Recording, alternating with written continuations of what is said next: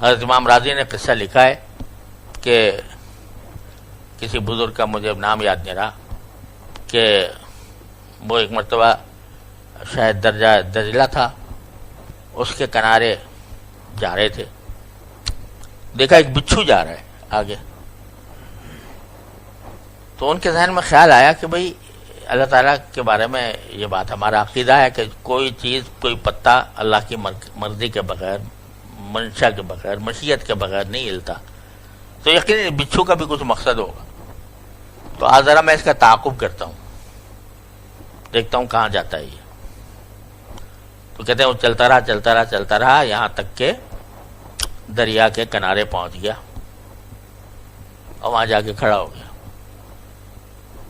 اتنے میں ایک کچھوا آیا تیرتا ہوا اور وہ کنارے سے لگ گیا، تو بچھو اس چھلانگ لگا کر کچھوے پہ سوار ہو گیا۔ اللہ میں نے اس کے لیے کشتی بھیج دی۔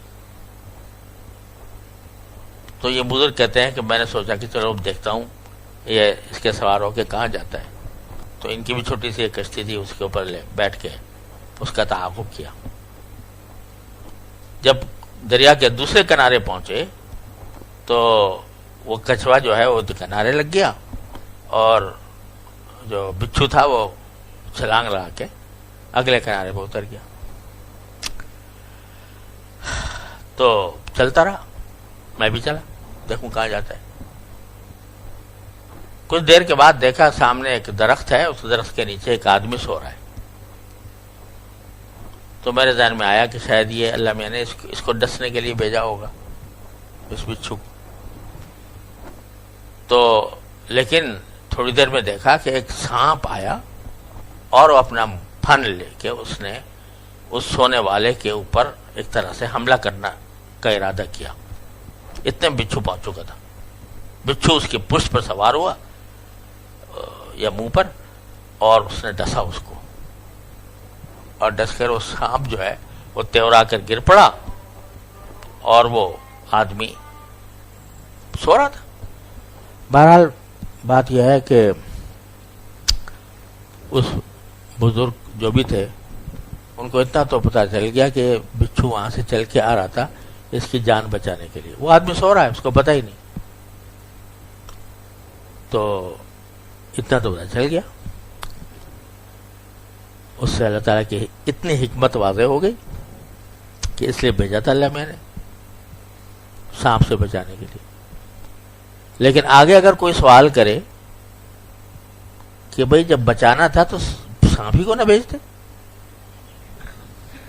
سانپ کو بھیجنے کی کیا ضرورت ہے کہ پہلے سانپ بھیجا اور پھر جناب اس کے مداوے کے لیے بچھو کو بھیجا اتنی دور سے؟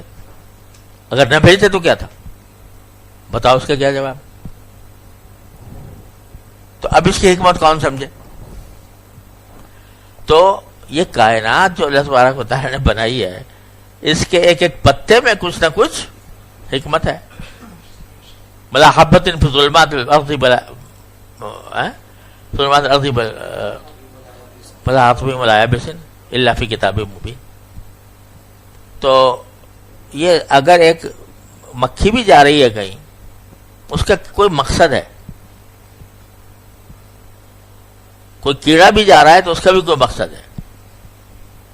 اب اس کو میں کیا پہچانوں؟ میری عقل کتنی، میری فہم کتنی، میرا دماغ کتنا، میں کہاں تک پہچانوں؟